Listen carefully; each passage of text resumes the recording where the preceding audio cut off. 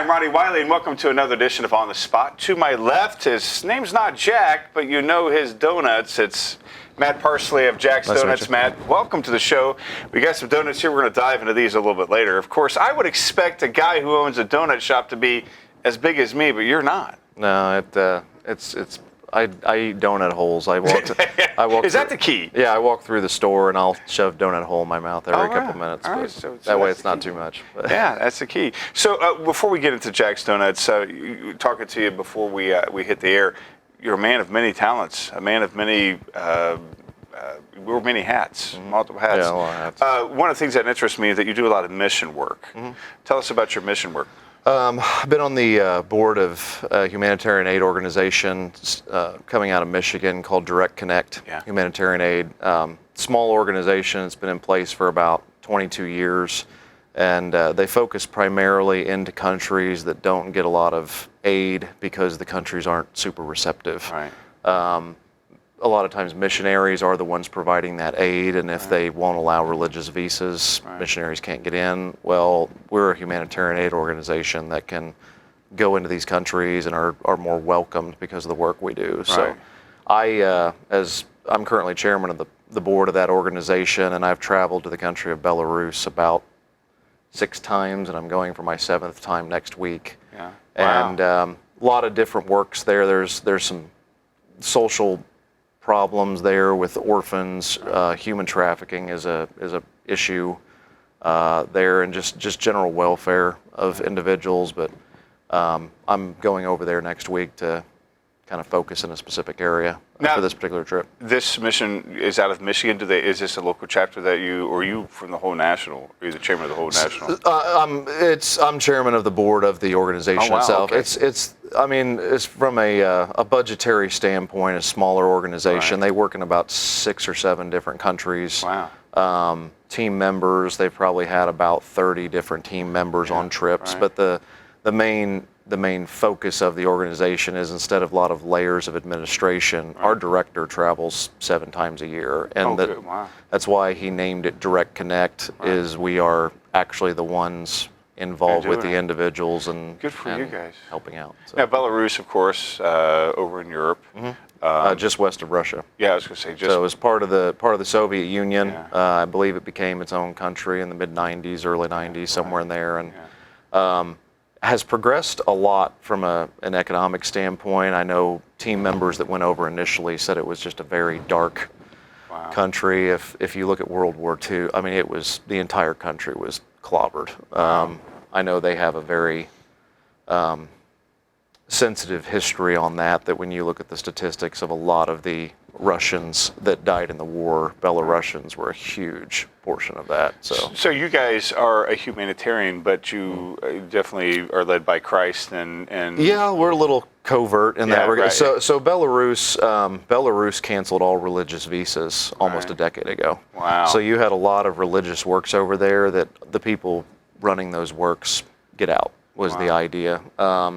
So again, we provide legitimate humanitarian aid, which we do consistently, but it gives us the opportunity to maintain those relationships and at the same time try to have a witness in those situations. And the idea is, to me, it's the pattern of what we see in Scripture with Jesus Christ, where he fulfilled a physical need for an opportunity for a spiritual need. Yeah, and when you guys do that, is there the fear of, okay, if we're caught doing any type of praying or throwing out a Bible? So depending on the country, I have a young family. To be blunt, I perceive Belarus, well, actually, there are organizations that run these statistics, but Belarus is probably the least risky country that we go to.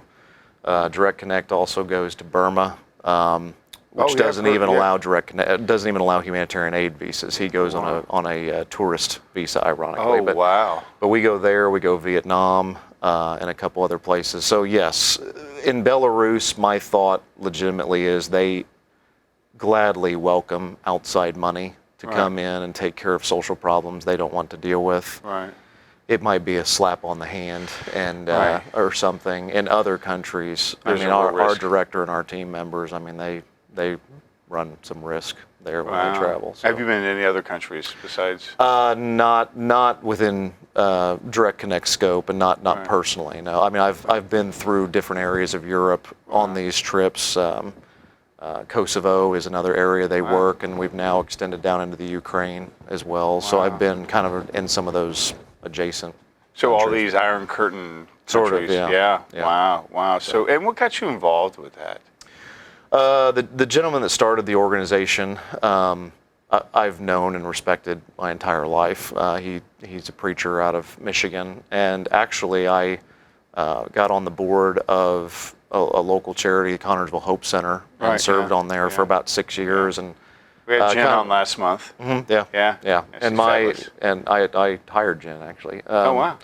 And I love Jen, but my skill set, I think, a lot is in kind of the organization and kind of driving some of the logistics of that. I really enjoy going as a team member, because here I'm kind of the point man, and Right, I right. usually travel with a couple guys where I can run all the logistics Right. and be ready to jump in at any moment and Right. help make it an effective.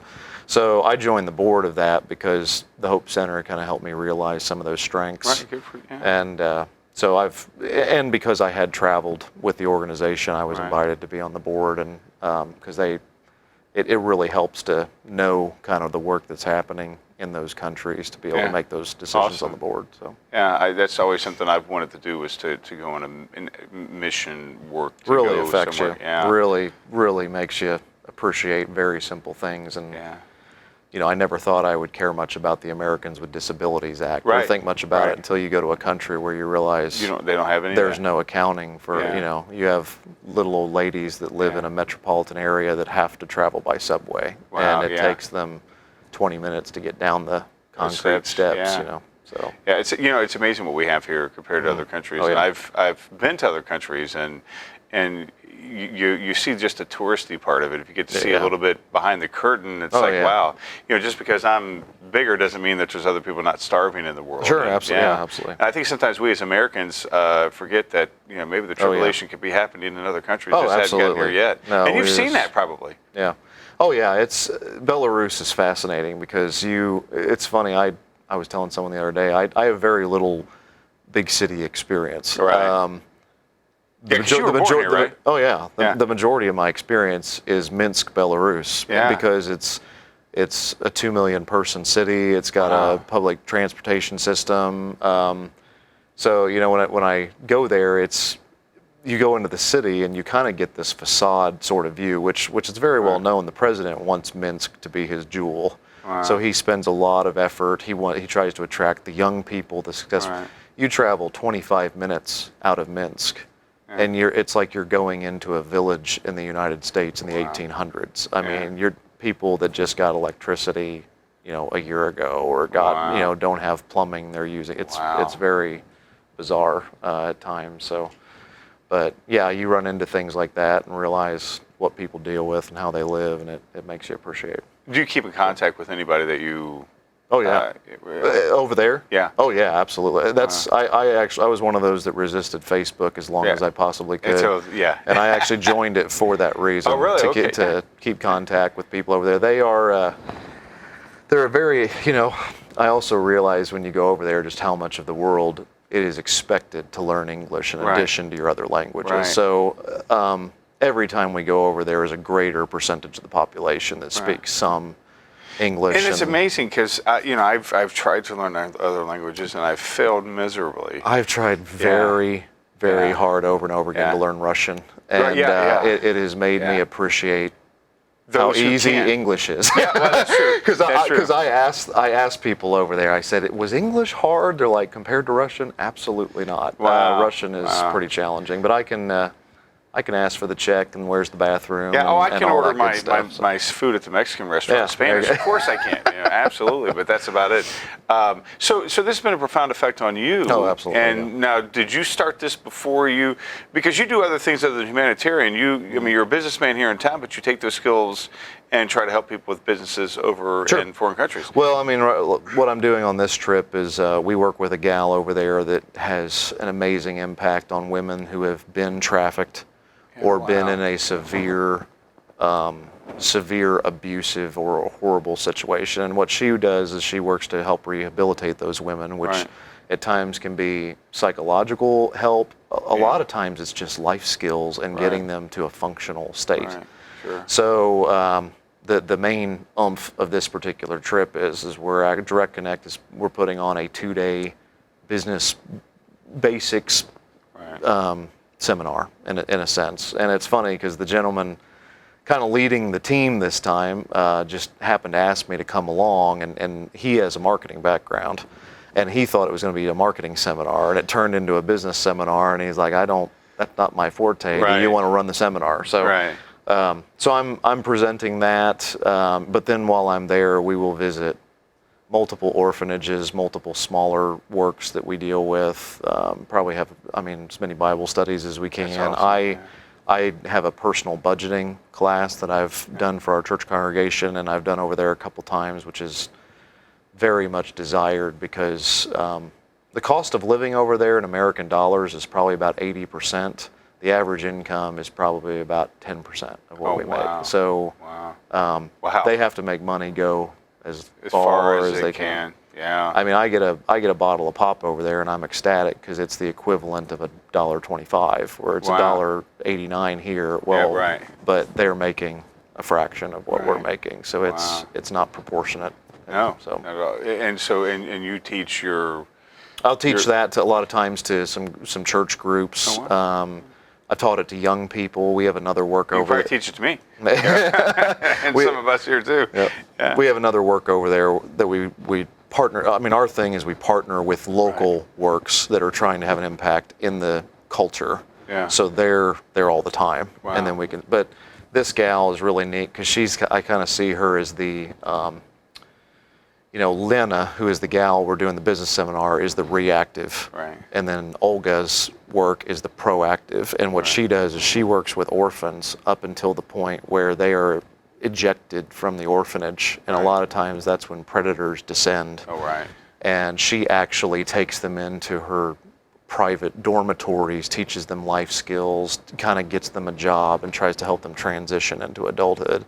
And so often when I'm over there, I'll do a class for them. It's a perfect life skills thing as far as money management for these kids. So. You were mentioning when they leave the orphanage. My mom and dad grew up in an orphanage over in Xenia, Ohio, and when they graduated at 18, they were, they got prepared for on their own, but Sure. not much. We were talking off there. It was younger than 18, right? Oh, it's 15, yeah. Yeah, wow, that's amazing. So, they have a major social orphan problem. Yeah. Big time. They have Yeah. a policy in their hospitals over there that if the hospital determines that the parents are unfit, they're not allowed to take the child. Oh, wow. Well, So the problem is, so you end up, one of the most emotional experiences I ever had when I first went was walk down these empty corridors of a hospital, which do not think of our hospitals, think of our jails as far as concrete, metal. Right, yeah. And the nurse took us into a room with a crib with a newborn baby that was just laying there. So, because the Wow. parents were gone. So they have a major social orphan problem. And the people at the orphanages are passionate, but they don't have resources. Right. So they try to have an impact on the kids. There are many religious organizations that try to have an impact on the kids, but nevertheless, the kid gets to 15, and pretty much they're told, get out, show up at this office in 4 months, and we'll help you get started. Well, 4 months later? yeah, a fraction wow. of them ever Right, show make it. up, and a lot of them are, So their either life lost to a expectancy's probably- problem. yeah, or either- their in Belarus, life expectancy is, I want to say it's 15 to 20 years less than ours. Oh, And wow. part of that is Maybe they because have, of that. they have Chernobyl too. that's Chernobyl true, was on yeah. the southern portion, and so but some of it is just alcohol. Well, last time I was over there, actually, the World Health Organization came out with their list of countries that had alcoholics per capita, and Belarus was number one. Wow. So I think the United States had 3%. They were 18. Oh, wow. So a lot of just social problems over there, and that's what we try to have an impact on. Well, good for you for all of that. So, mentioned earlier, you are from Connorsville. Yeah, I was but born you had the 4 years where you lived in a foreign state. Yeah, I was, by a weird irony, I ended up in Newcastle Oh, just for Newcastle, 4 right, years. yeah. I felt like I missed my family. My wife and I joke because I missed my family. We were still down here every Sunday for our church. And Yeah. How long ago was it when you lived in Newcastle? I lived there from about the age of 19 to 23. So 10. We came back to Connersville about 11 years ago. Yeah, yeah. So. And so now you have a church. You're in town. Yeah, Christ Church of Connersville on 19th Street. I preach and I teach there. Good for you. It was begun by a great gentleman about 11 years ago. Well, longer than that, about 17 years ago. He passed away about 11 years ago. Yeah.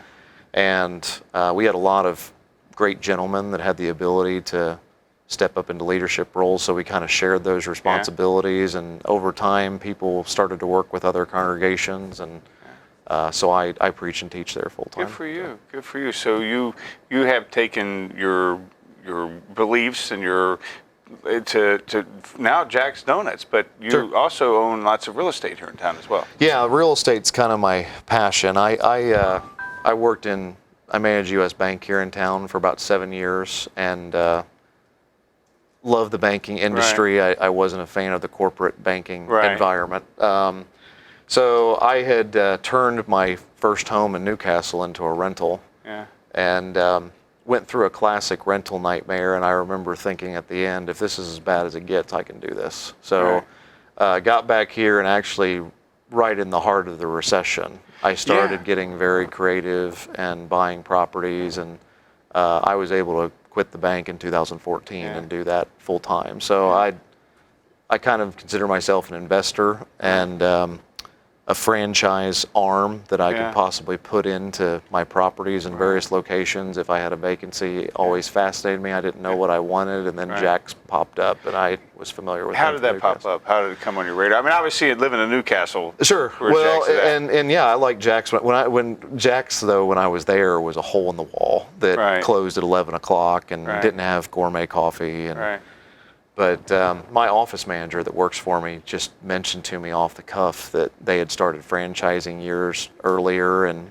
said that she had a dream of doing that. And I was like, nope, I'm gonna do that. So you stole her idea. I wow, did. Man. I've stolen a couple of her ideas. Oh, good for her. Give her credit for it, so. Well, she's got credit now. Yeah, she does. Yeah, she has credit and now. she gets all the free donuts she wants. Yeah, well, good for her. And we got some right here. We'll dive into these a little bit. So you looked at Jack's, and again, it was something where if people go to Newcastle, you go to Jack's. And I remember the first time I went to Jack's up in Newcastle, and it was a little bit bigger than, this was about a year and a half ago. I had heard so much about Jack's. I'm from Dayton, so over there it's Bill's Donuts over in Centerville. Have you heard of Bill's Donuts? I mean, they're very good. But I was amazed at how big these donuts are at Jack's. I'm like, wait a minute, it's $1? Yeah. Well, if you get one, it's $1.20. Well, if you get a dozen, you're close to $1. Yeah, I'm like, you got to be kidding me. So I was very happy to hear that you were coming here. So. But it seemed like it took, you had to do a lot of training because you had to learn how to cook this stuff. Yeah, I again, from an investment point of view, did a lot of research, talked to a lot of franchisees. I was doing that early spring of 18. Yeah. Kind of made the decision probably around March of last year. Yeah. And the month of May, I was driving up 2 a.m. every night to Newcastle to train with the current Jack. So, so it's a first generation started it, has passed away. It passed it on to the second generation. He's passed it on to his son Lee. Lee is they're all named Jack. Oh wow! But Lee grew up being called Lee. Oh yeah. But Lee is the one that decided to franchise it. Well, his father still shows up at 2 a.m. every single day, practically in Newcastle, and making donuts. So he was the one teaching me how to make donuts. Wow. So because you guys make them fresh? Every single day. We have a kitchen in the back. Wow. Every donut is fresh. And sadly, in order to maintain that, I mean, we remake them every single day. So if product gets over a day old, we throw it away. Good for you. So. Yeah. Well, that's. I know. It's because you guys are open until like 10 o'clock at night, right? Yeah, we are. Yep. Wow. So it's like I was telling you prior, we're trying to convert people to realize donuts aren't just breakfast food. They're. I normally don't eat one for breakfast, but I love one as a kind of a dessert. Sure, exactly. So. Donuts are for dessert, and just eat a donut. Yeah. Don't get too carried away, though. So again, now do you guys make them multiple times during the day? No, we have a main shift we do, and then Jack's kind of has a model where we change them out at an official time each day. Oh, okay. But again, they could last multiple days longer. Right. It's just for the effort of freshness. Right. So when we discard them, they're still fresh. But then when we bring in a new batch. I said prior that my favorites the caked powdered donuts, but I like the Persians. I guess it depends on which one I'm eating at the time. Is my favorite. I go from one to the other. Right now, our glazed is just anything glazed. It's fantastic. It's very good. But Jack's, it's kind of a joke up in Newcastle that they are most famous in Newcastle for their iced rolls, or what you're calling a Persian, which technically isn't a donut, which is funny. It's actually an ice. It's an ice cinnamon roll, is what it is. Yeah, I guess so. Yeah. But you guys call it an ice. We call it an iced roll. A Persian a lot of times would refer to a cinnamon roll that's glazed. Okay. But the term it can interchangeable. Be interchangeable. Yeah. So, but what's funny is you'll see different franchises, and in their respective areas, there will be clear favorites. Right. So in Newcastle, it's iced rolls, but here it's our glazed is by far the favorite. Yeah. Now, which future plans with Jack's? Any with you, or here in town? My intention is if this proves well, which this was a very unique market. I didn't really have many other markets similar to ours. Most of them were in metropolitan areas. Right. But Most Jack's? Oh yeah. Wow. Yeah. Newcastle was the closest model, but they've been there for 60 years. Yeah. So I wanted to see how this goes. I'll probably get to the year mark, and then I've already spoken to the CEO of corporate about other areas possibly. We are the most east, and then I have a friend of mine who's involved in our store that he's in Ohio, and Ohio is a completely open market at the moment. We've talked about possibilities there, but the nice thing about a young franchise is, we can go anywhere, and not step on toes. Yeah, just stay away from Centerville, Ohio, because that's where Bill's is at. They're wow. You go. It's an institution. You got to be careful if there's a local donut. Yeah, they're an institution. Favorite. But Jack's is quickly. Because people were excited. Oh man, they're opening them in LA right now. Yeah, well, there's 2 or 3 stores opening in Los Angeles right now. Last week, and I want to say I saw one in Idaho and Iowa. Iowa. Yes, Iowa was the first out of state, and they amazing. have 2 stores. I think they're opening a 3rd store. So here's what's going to happen: you're going to have all the celebrities out there in Hollywood. Dwayne Johnson, Downey Jr., all those guys with Jack's Donuts. That'd be great. And we got them here in town, here in Connersville. And so again, Jack's Donuts. You've been here. When did you guys open again? We opened August of last year. Was it August? Mm-hmm. Okay, yeah. We worked on getting the space ready from about May through August, and that was an experience. And I'm extremely happy. I think our location is. Oh, you got a great location. Great location, and it turned out beautifully. I love our store, but. Opened in August, so we'll hit the year point in August. Thank you. We have never, knock on wood, we have yet to ever have negative feedback about the cleanliness of our store. I absolutely love it. I love it. The only thing that's troubling is that I can't figure out which one I want. The donut? Yeah, it's like, okay, wait a minute, I want this, I want that, And then by the next time I'm buying a dozen, and then I wonder why I step on the scale and it goes, ouch, So again, very, very, very diverse you are, man. Very diverse. Obviously, the passion comes from Christ, comes from your faith. When you were younger, was this something that your parents taught you, Jesus? I wasn't really entrepreneurial when I was younger. I wanted to be in a professional field. At one point, I think at 12 years old, I was pretty set on being an attorney. I think we visited a law school, but. Then, as I got older, finance fascinated me. Even when I worked at the bank, I really enjoy the analysis of business. It's like a foreign language to me. I love it. I didn't work in underwriting, but just for kicks and giggles, I would submit a loan or something for a business, and I would get underwriting data back, and I would reverse engineer that underwriting data just to know how they did it.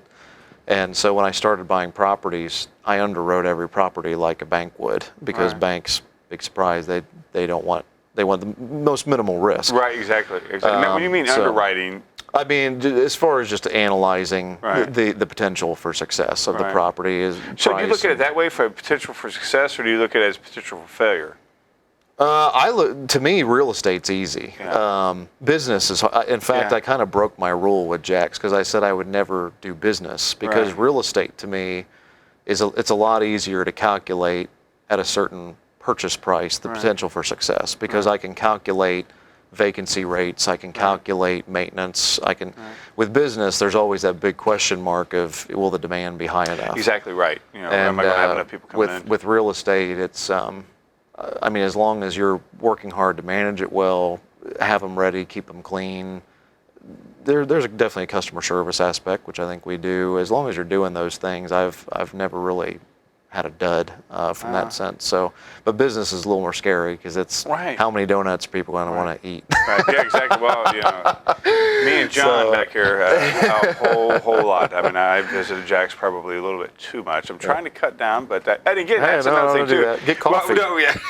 You know, We got I love espresso the, and- I love the our- smell of coffee. I'm telling you, I love but I can't stand the taste. I'm not a coffee drinker. love I the have smell. to rely on feedback from my customers and everyone on. Oh, so you're like me. You're not. No, a I coffee can't do drinker at all. coffee. Yeah, I oh have- my gosh. But our It smells espresso machine is a Cadillac, and it's all those drinks. I enjoy. You know, I'll take sips of my wife's, and lattes Yeah. and cappuccinos and all Yeah. that stuff is.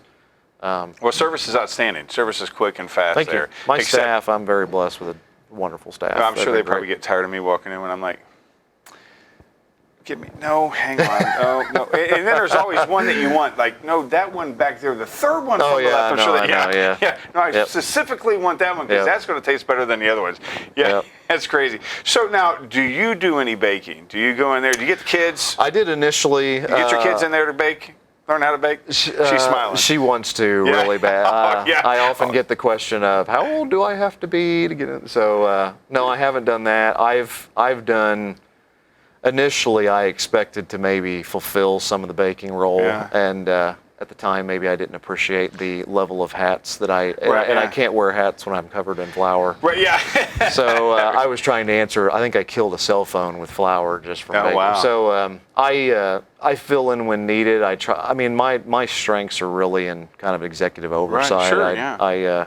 So I try to have the layer. And eating the donuts. And eating the donuts. Yeah. So I have a phenomenal staff that are all cross trained really well. Yeah. So I can usually adjust on the fly pretty good. So I haven't baked in a little while, maybe about 3 or 4 months. But prior to that, I would bake a couple times a month. But It's amazing. I mean, it's amazing when you think, because now Dunkin' Donuts, Tim Hortons, a lot of these big donut coffee shops, they just bring things out of a box and throw it into the Oh, oven I know, and ice yeah. it. I have a close relative that is a manager of a retailer in town I won't mention, but they have a bakery, and Yeah. to hear them talk about their donut process, I have to laugh because they because you- come frozen, and there's Yeah. this process of thawing and glazing them Right. at the same time. And And you guys, we're have all the mixing machines- we're mixing the dough, we're putting it on the table, letting it rise, Wow. cutting every donut by hand. I mean, that's why I actually enjoy. We obviously go for consistency, but Right.